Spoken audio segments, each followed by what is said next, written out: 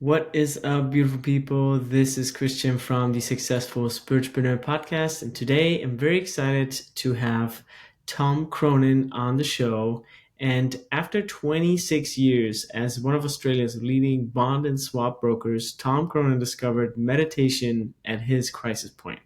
And for him, it transformed everything. Now founder of the Stillness Project, multiple multiple best-selling writing book author, a global movement inspiring, over 1 billion people today. Oh, let me record this. Sorry.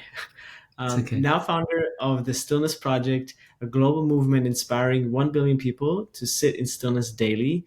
Tom works with top companies like Amazon, Boston Consulting Group, and Harvard Business School are just one of among them. He's published 6 books and produced the documentary film The Portal. Thanks for being on the show, Tom.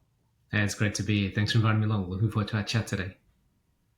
Yes, it's super exciting to see, the topic of spirituality and meditation also making it into, big corporate names like Amazon and BCG. So tell us maybe a little bit about that when you're in there, you as speaker, presenter, how do you like present the topic? It's usually always like, ooh, yeah, you're gonna be more productive, or when you meditate, like how do you go about it? And then yeah, tell us a little bit about the inside of like how corporation Mhm. currently receive that topic.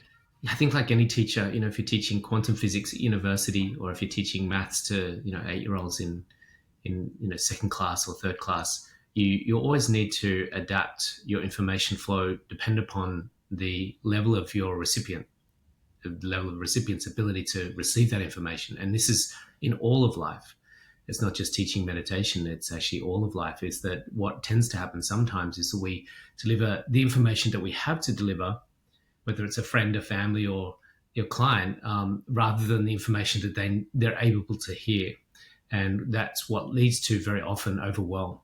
And so what's really important, and one of the things that we're trained highly in, is knowing the capacity of our students or our clients' receptive capacity, their ability to receive that information. So a big part of what I have to do is adapt that for what they're interested in hearing and what they're able to hear. So, of course, we're not talking about the 7 states of consciousness and the cosmic evolution of life over 10,000 years. What we're talking about is exactly like you said. Are you sleeping well? If not, there's probably a high probability. You've got high levels of cortisol in your blood from being in the sympathetic nervous system. So we need to reduce the cortisol and adrenaline in your blood? Are you not using your brain functionally and efficiently? So that's probably a result of stress and being in the sympathetic nervous system. So all of it's around productivity, efficiency, peak performance, optimizing your work experience, achieving greater success. These are sorts of things that I have to deliver in those corporates. And the good thing is that I can talk to a very, I guess, someone that's been quite advanced in their spiritual exploration and talk at that level, or we can talk to someone that's, in, fifth class at high school, in primary school, and give them the information that they need as well. It Yeah. covers all areas. So what's I would say, maybe not a ranking, but like if you look at companies, like, and you're a very intuitive person as well, like when you walk into a certain company, or like, I mean, you've worked with some of these companies, like how would you rank them? Yeah, I think Amazon is a little bit more conscious than BCG, or like, these finance people really have it down with discipline, or like, what are certain things that you've noticed working with different companies? Is there any one that stands out? It's like, yeah, that one, just like forget about it. They haven't figured out, or yeah, tell us a little bit about the inside. Yeah, look, I think companies are a reflection of people, and no one's really got it figured out. I think we're all trying to work our way out. I've been doing this work for 30 years, spiritual work, and I'm still trying to work stuff out. So I think one thing I've learned is that no one has it all sorted. No company has it all sorted. It's an ongoing process of evolution, of working, evolving, learning, adapting. And I've not found one company that's like, wow, they're like so switched on. I just find that there are degrees, obviously, of individual people within the organization that have certain levels of consciousness, but companies and staff and people are so diverse and so at different points in their journey. And of course, every now and then you'll run into someone that's, done a lot of work, a lot of spiritual practices, and a lot of, well-being sort of work. But they, overall, as a company, I've not found one that's, really all in on that in every respect. Cool. All right. Well, that sounds about right, right? It's very hard to like give a blanket answer, right? There's so many different individuals Mm, there. yeah. Um, you've also presented at A Fest, for example, which is kind of like an event by a company put on by a company called Mind Valley. Um, what did you experience there? Like, how was your experience there? Yeah, look, I love Dayfest. I spoke twice, once in Mexico, once in Bali, and I've been to four A-Fests altogether.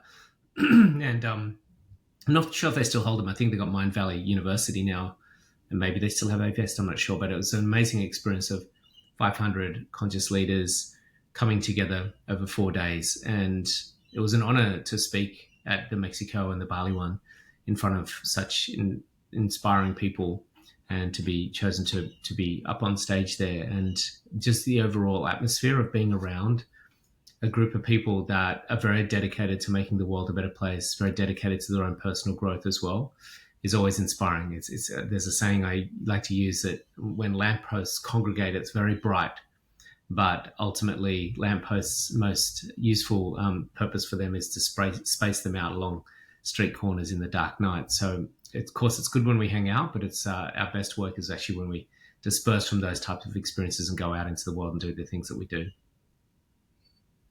Yeah, beautiful. You've also produced a documentary called The Portal, which the people can find at entertheportal.com.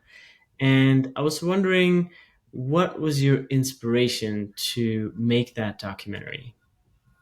I was very inspired by The Secret that brought a very esoteric subject matter to the world, the law of attraction, and made it very mainstream across households of the world.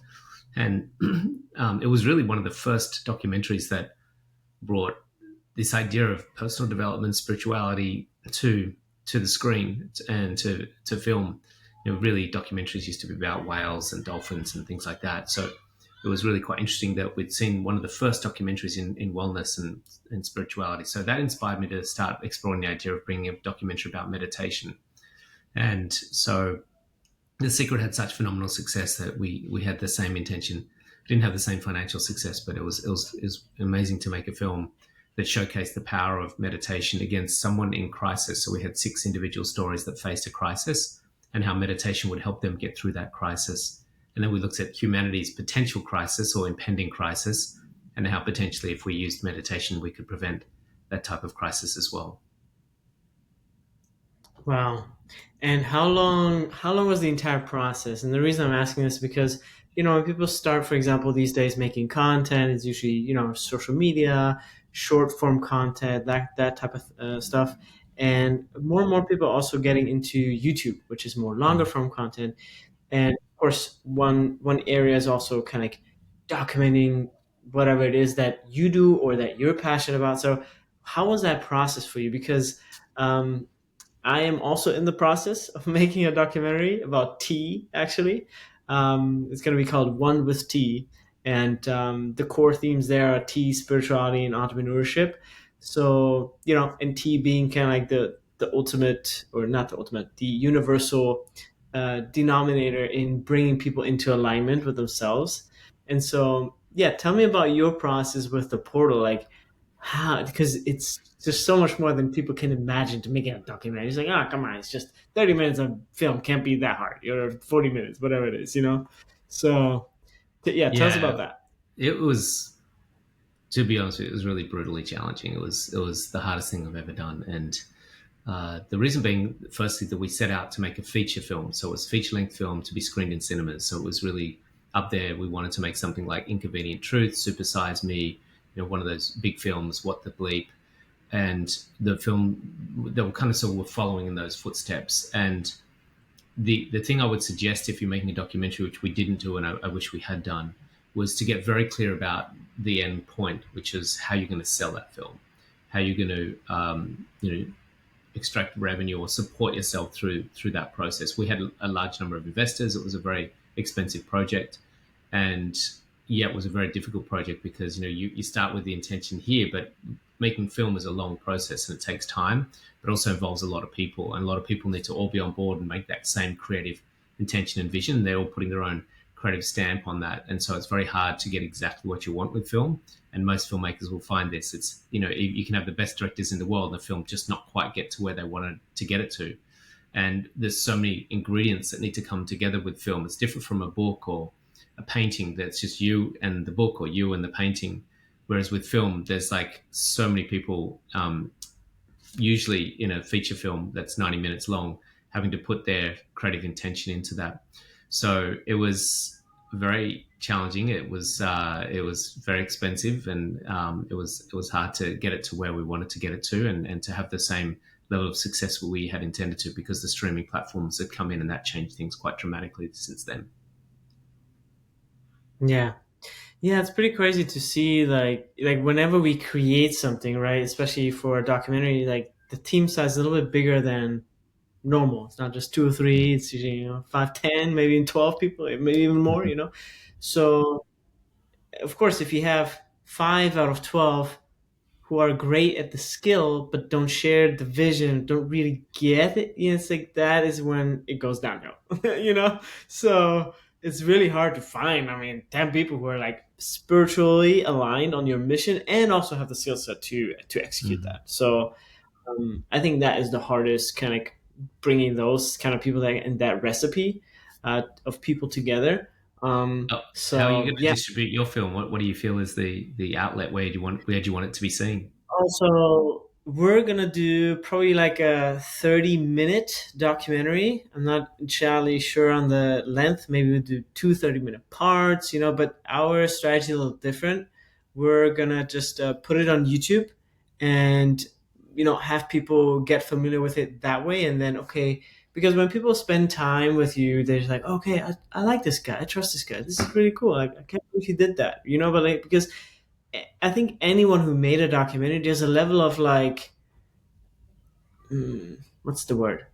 Not selflessness, but like there's a level of just like a mission. Like I want to give something to the world that money cannot give. Like no money in the world can make the documentary I make, because it's my soul, my heart, my mission, my message that I want to somehow manifest as a film, as a documentary, right? So there's this level of just a personal touch in every documentary that is so hard to replicate, in that when people watch it they're like, it's incredible, this person made that. Mhm.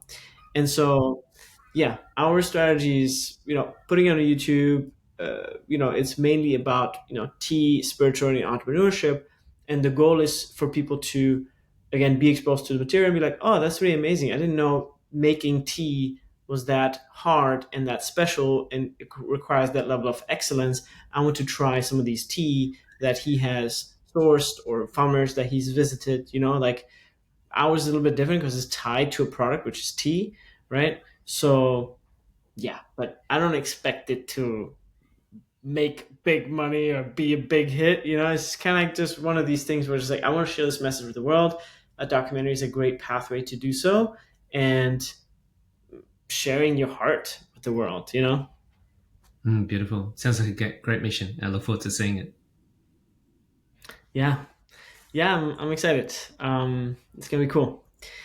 So, tell us a little bit, about your businesses that you've built throughout your career, especially building a spiritual business. So, you've built a successful business around teaching meditation and stillness. So, how do you balance that spiritual integrity also with the practical realities of running a profitable business? Like, how have you started? How is it now? How have you changed your mindset? Like, yeah, I really need to like let go of this or like focus more on that and still, share my message that way.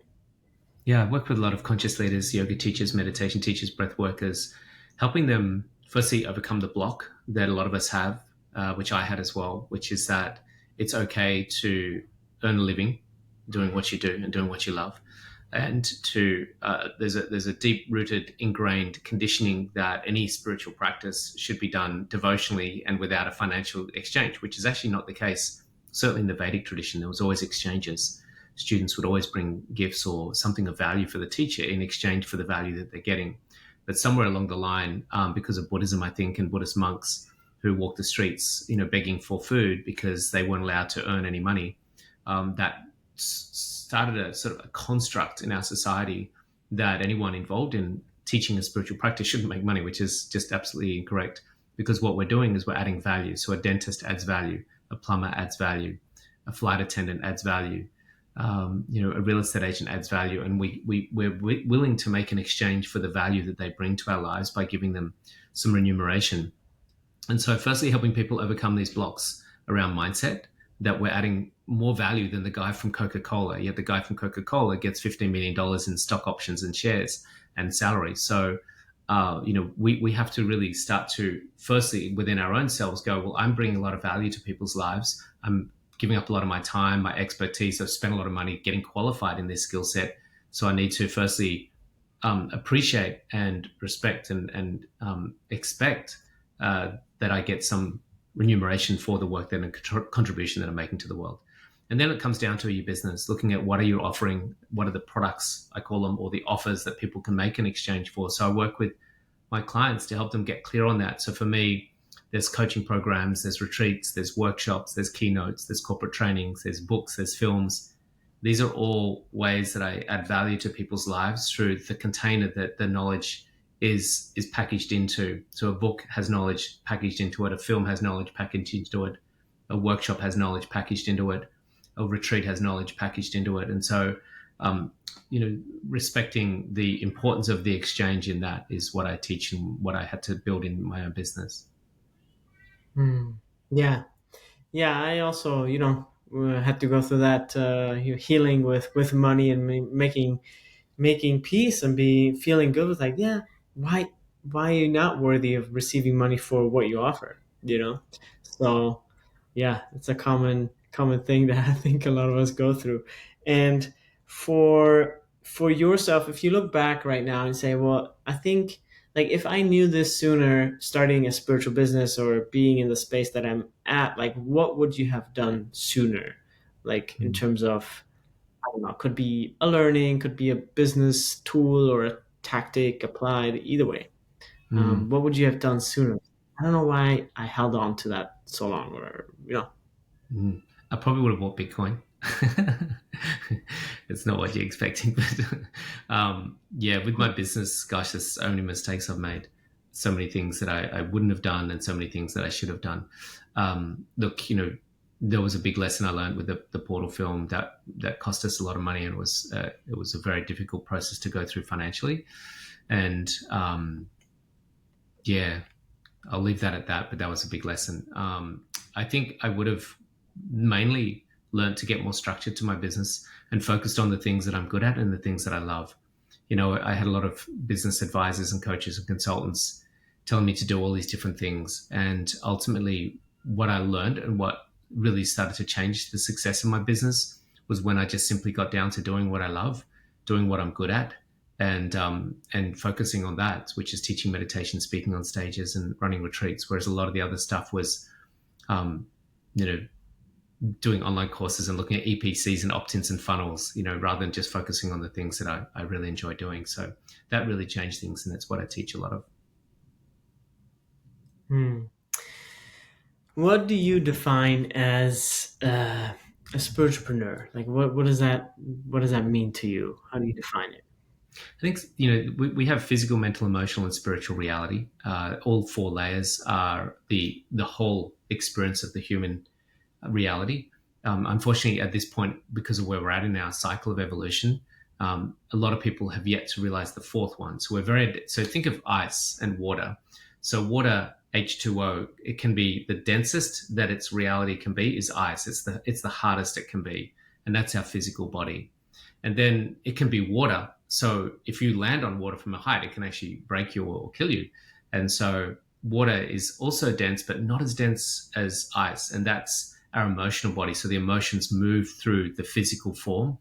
And then we've got from water, we've got vapor, or steam, I should say. We've got steam. So you can actually see steam. You can run your hand over the kettle and you can actually feel the water on your hand, and it's like clouds as well. So that's like the mind and thoughts. We have this sort of less dense layer of reality. That's our mental reality. And then we've got vapor, which you can't see at all. And we know vapor exists, but you can't see it, you can't touch it. And that's our spirituality. And I think we talk about spiritual entrepreneurs, or what did you call them, spiritpreneur or something? Spiritual. Mm-hmm. Yeah, spiritualpreneur. So I think it's people that, in my mind, have become aware of that least dense layer of reality. That's their spiritual reality. They're aware of this ethereal, celestial existence, and they encompass that into their reality of physical, mental, emotional as well. So now we have the four-dimensional experience of being human, and they operate from that level. And in spiral dynamics and altitudes of development, I call this operating from coral, where you are now awake and you're working in a position of leadership.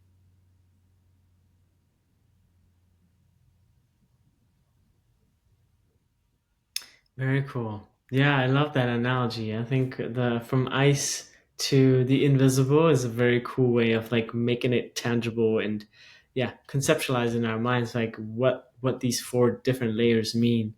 I appreciate that.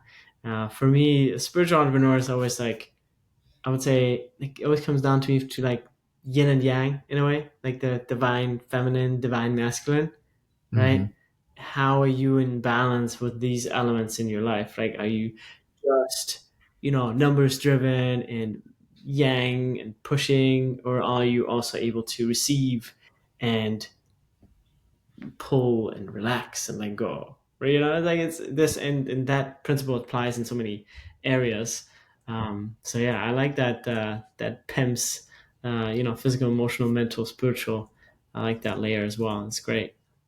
Hmm. And from your perspective, for any entrepreneur that's listening who's juggling a business, serving clients, and trying to maintain their own practice, like how much how much time does someone really need to dedicate to experience lasting impact with meditation on a daily basis?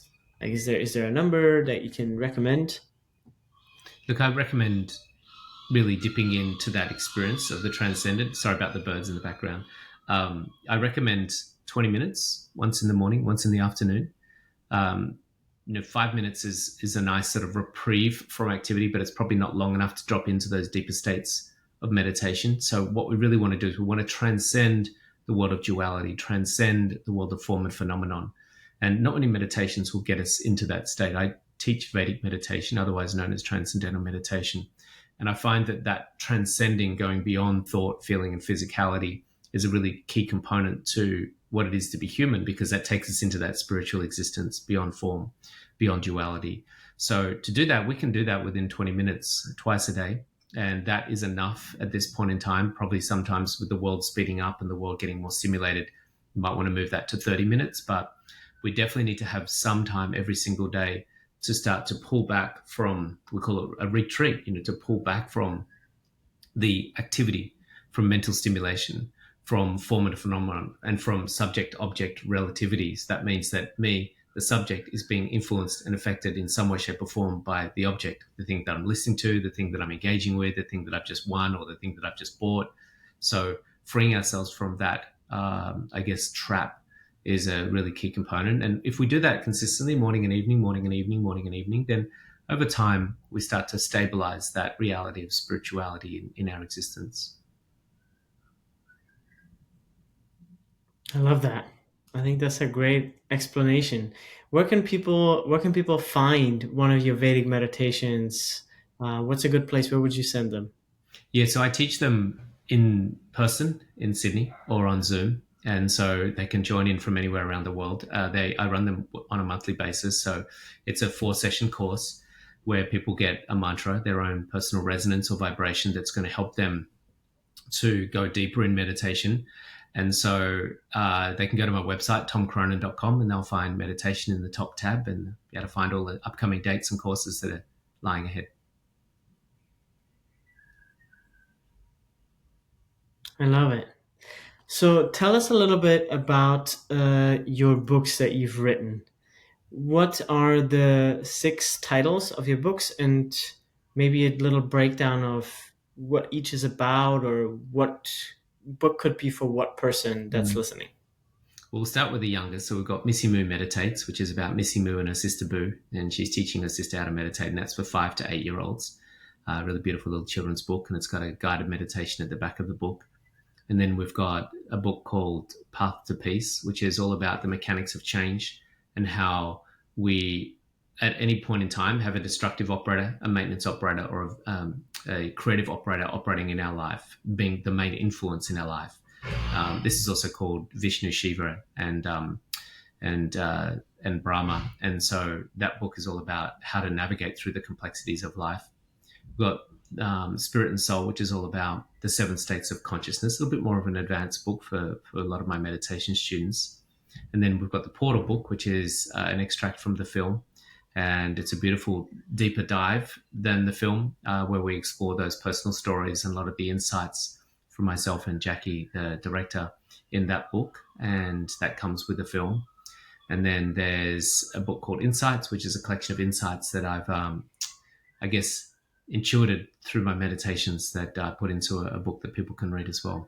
And then there's a couple of little books, one called Faster, Deeper, Calm and one Faster, Deeper, Sleep, which is helping people reduce anxiety or reduce insomnia. And it's just really a simple guidebook on how to have more calm in your life or have better sleep in your life.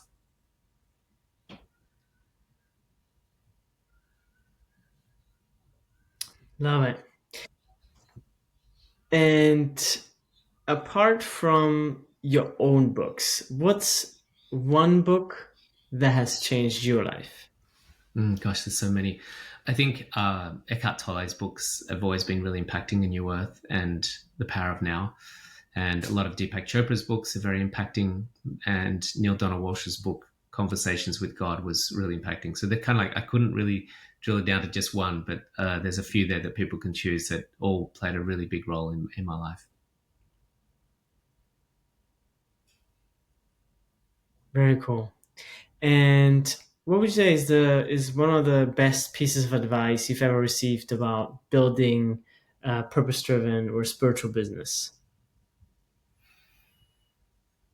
I think it's less about the advice that I received. It's more an intuition that I received. A lot of people advised me on a lot of things, and a lot of it didn't really have any positive effects. A lot of people said, niche down, do one thing well. And what I learned through my own personal experience and journey was that to have a diverse business model and being in the space of personal and spiritual development, giving the customer, the client, the opportunity to journey with you through multiple avenues, through retreats and workshops and coaching programs. So a lot of what I learned and intuited was to have a multi-tiered business model rather than a one-dimensional business model. So if you're teaching yoga, then what does it look like if you're to be a speaker? What does it look like you to be a coach as well? What does it look like you to do corporate trainings, to run retreats, and getting more diversity in your business model? That's something that I learned basically the hard way through my own intuition and my own business development.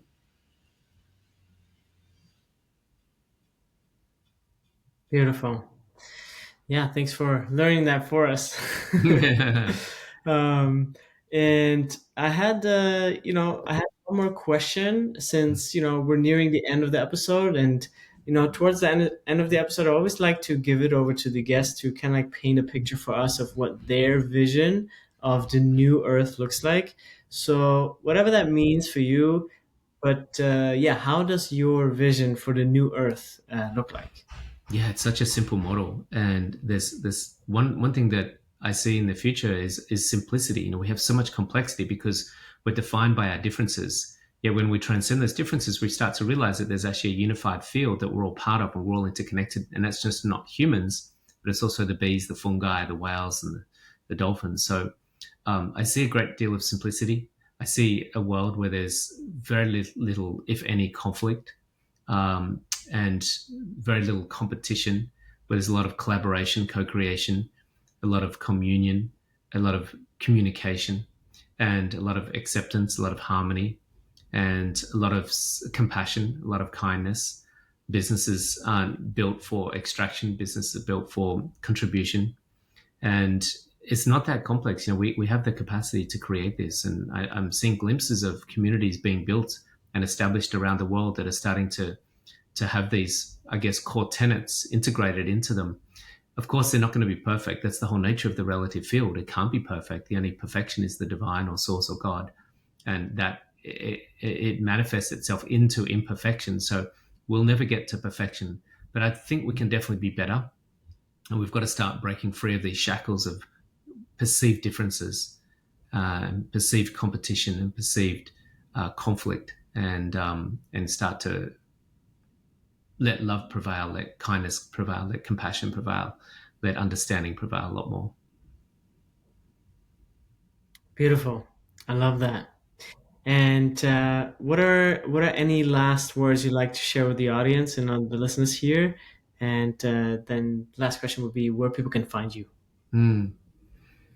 Look, we're going through difficult times. We're going through a lot of conflict in the world, and personal and global, national, political, even with sports teams and people's ideologies, people's belief systems. People are conflicted about these things more than we've ever seen.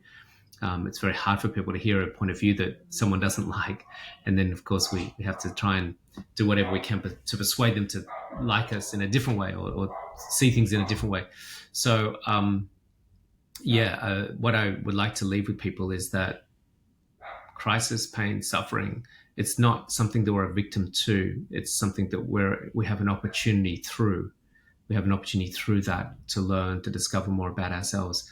If we can just pause for a while rather than pointing fingers and trying to eradicate the thing that's causing us discomfort, but to learn what is it we can learn from this? What is the insight that we can gain from this? How is this helping us to evolve and to realize more about our fundamental truth? And if we can start to see crisis in that way, or pain and suffering in that way, then we have the capacity to move through that a lot more effortlessly and without as much misery and suffering. Beautiful. I love that. Thank you so much for sharing that. And where can people find more about you? Where would you guide them, lead them? I think the best place is Instagram. I like finding Instagram. I find it's very easy to communicate with people. So if they can send me a message to Instagram and follow me there, that'd be great. Otherwise, they can go to my website. So Instagram is Tom Cronin, or one word, TomCronin. And then my website is the same, tomcronin.com.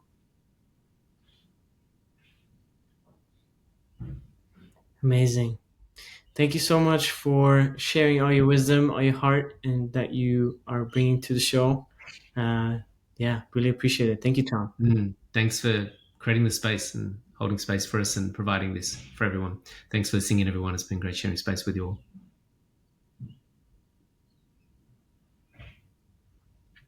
all. Oh, thanks.